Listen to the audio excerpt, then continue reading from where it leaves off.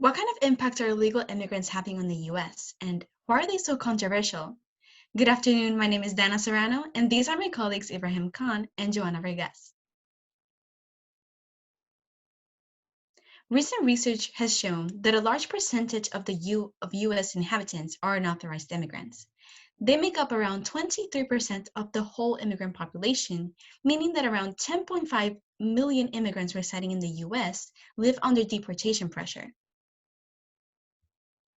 This has arisen controversies and debates about to what extent do current illegal immigrants from Latin America impact the United States.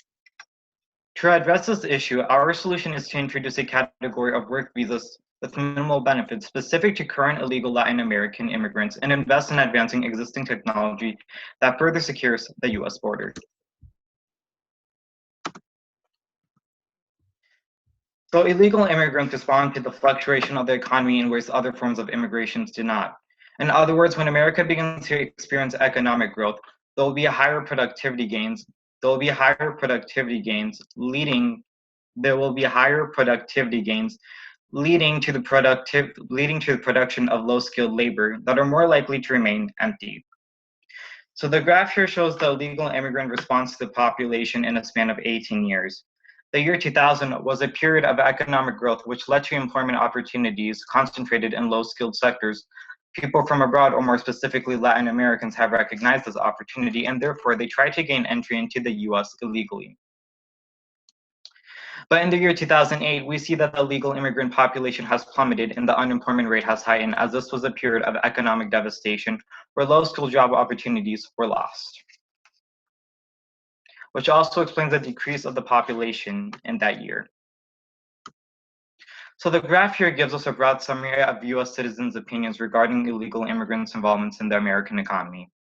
The left part of the graph shows that the majority of American citizens of all political and racial groups say that they do not plan on occupying low-skilled labor. However, say that they do not plan on occupying low-skilled labor, leading to an unemployment gap. However, it is important to fill in the unemployment gaps that are common among low-skilled industries, as they are an essential ingredient to maintaining a healthy economy. So the right side of the graph shows the different types of industries. We can see that all low-skilled industries are concentrated with unauthorized immigrants, such as constructions, manufacturing, and more, thus encouraging economic growth and stabilization, whereas the bottom left of the graph shows that US citizens occupy the majority of highly skilled labor, such as education, retail trade, financial activities, and more. So it's clear that the majority of low-skilled jobs is commonly occupied by unauthorized immigrants. However, why does this trend exist? And the answer to that question is education. Countries like Mexico, El Salvador, Guatemala, and Honduras all have a common trend, which is the fact that the majority of the population have less than a high school education, and a small minority of them have an education above that level, which explains why low-skilled labor are commonly occupied by unauthorized immigrants. Illegal immigrants in the United States find their lives negatively impacted within the political, social, and economic circles, and this slide is going to analyze the ethics involved in each of these circles. In the political aspect of illegal immigration, parties generally prefer to avoid extreme targeting of illegal immigrants, that too of a specific majority origin, so as to not upset their vote banks. US citizens sharing the same country of origin as illegal immigrants may feel antagonized by the harsh anti-immigrant stances taken by any US government, so they need to be more sensitive. Towards the left side of the slide, you can see a graph which shows the flow of immigrants into the United States, out of which the flow of immigrants from Mexico is the highest with a 25%. And towards the right side of the slide, you can see a pie chart which shows the flow of different types of immigrants into the United States, and out of this, the unauthorized immigrant section is of a 23%. There is an inaccuracy or error in the census count of illegal immigrants in the United States. In the graph shown towards the left, you can see the flow of illegal immigrants into the United States from 1990 to 2006, which is showing a steady rise, and a slight fall from 2007 2017. However, this data is not 100% accurate due to the sample size which was interviewed. And the sample size which was interviewed for this data was not large enough, which will make this data not highly recommended for usage. The distribution of resources from the government utilities can be undermined due to the inaccuracy for the census count.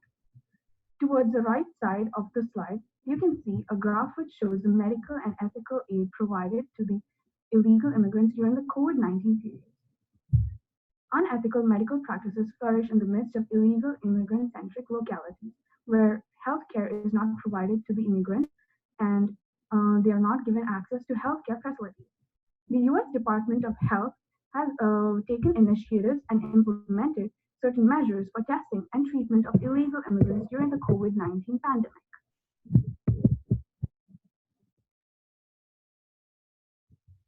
A standard view that Native American-born citizens have against illegal immigrants is that they supposedly have the responsibility of higher crime rates. However, this graph to the left counteracts that claim because it shows that homicide trends before a large immigration flow of immigrants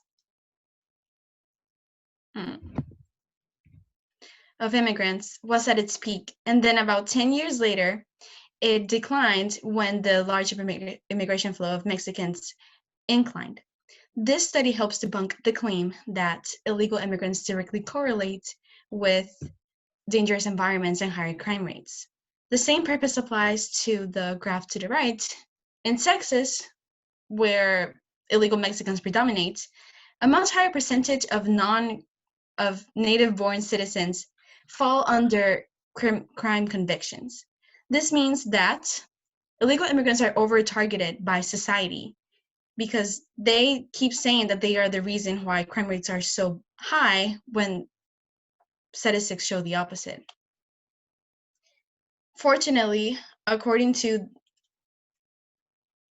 the other graph representing the number of deportations over time, the small percentage of illegal immigrants who do end up having criminal tendencies are very likely to be deported.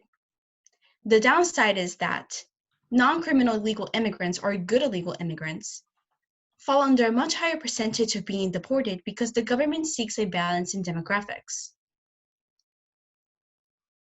This strongly affects Latino communities and families within the society of the United States because they're forcefully separated. What about education, though? According to the other graph,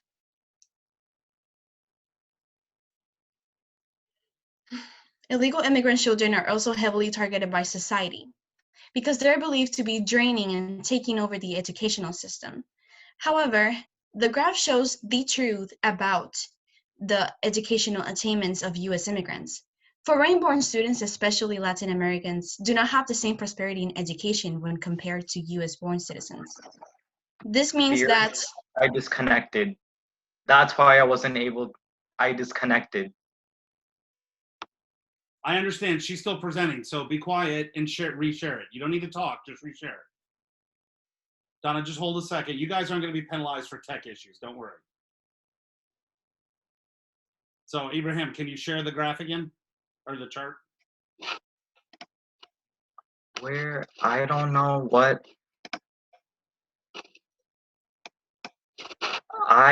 The entire thing. Okay, let me get back.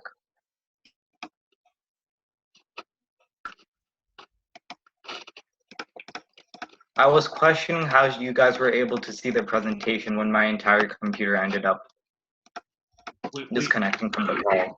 We didn't see it. You didn't? No, Donna was going off of memory. And I was going off of memory. Then how was I able? No, it's just important. Okay. Dude, we're recording this. Just share it. I don't care about figuring it out. I want the graph, the visual of it. Okay. All three of you should have access to the visual, so any one of you should be able to share it with me.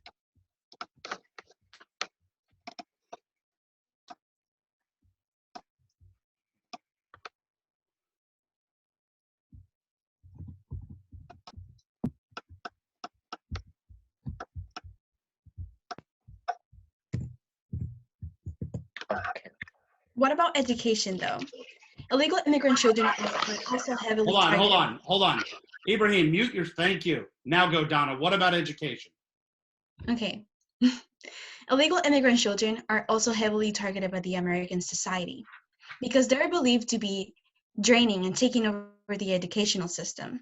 However, according to this graph showing the truth about the educational attainment among U.S. immigrants, foreign-born students, especially Latin Americans, do not have the same prosperity in education when compared to US-born students. This means that they cannot take over the educational system because they're not offered the same opportunities in the first place. This further leads to the fact that native-born students will always have an academic advantage over illegal Latin American immigrants and not the other way around. Out of all the possible solutions to the addressed argument above, we have arrived at two possible solutions. One of the solutions to this are that the U.S. will no longer benefit from the legalization of illegal immigrants. The limitations to this are as follows. Once illegal immigrants are legalized, the illegal immigrants become part of the main database pool, and they will be able to now obtain their social security numbers, receive health and insurance benefits by paying taxes and contributing towards the U.S. economy like any other legalized immigrant. Another disadvantage to this is by not coming up with appropriate ways to document the status of illegal immigrants, which could lead to infringement of their human rights. One of the other issues to this is the bad press that is taking place due to not tackling the issue of illegal immigrants appropriately, which could result in the U.S. government backlash in the domestic and international circles.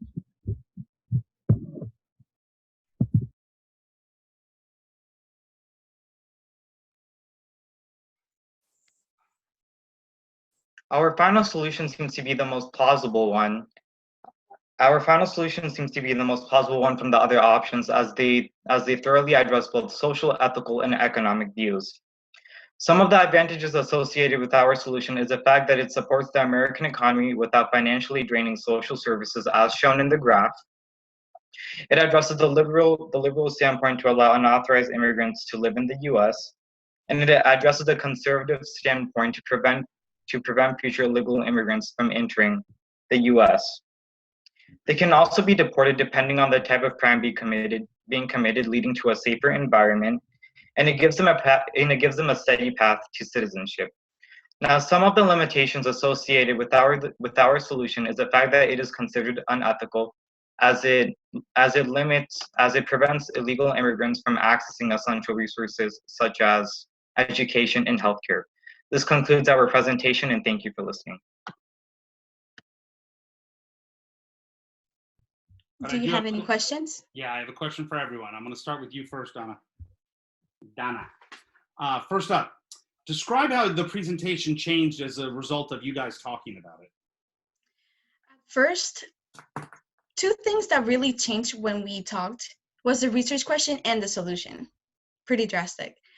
At first, in the research question, we were talking about the benefits of illegal immigrants in the United States. But then, as we talked, me and Ibrahim, we saw more benefits, but Joanna saw more the negative impacts of the illegal immigrants in the United States. So we decided to include that in our research question, and rather than benefits, we used impacts, because Joanna, her evidence was to some level more compelling.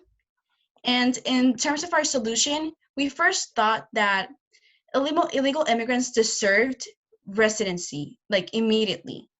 But as we discussed Ibrahim's research, he discovered that it's not beneficial to the economy if we accept all illegal immigrants immediately into the United States.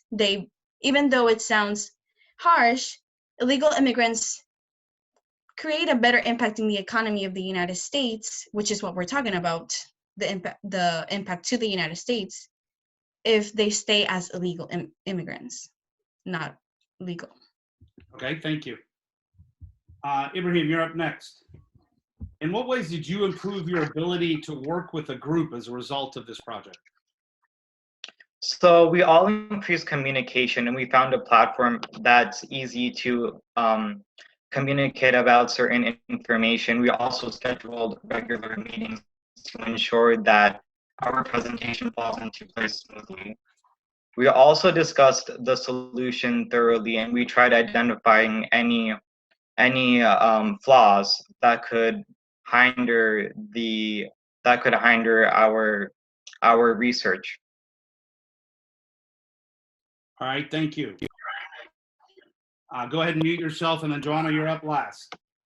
In the future, what changes to your group norms would you make, and how do you think that would improve your group next time around? Okay, so we did have a lot of practices, but I think we needed to be a little more regular because I think everyone had some kind of issues and all that kind of thing. So we needed time management mainly, and then a little more extra coordination. We did have coordination, I agree, but then I think we need more coordination than what we had for this group.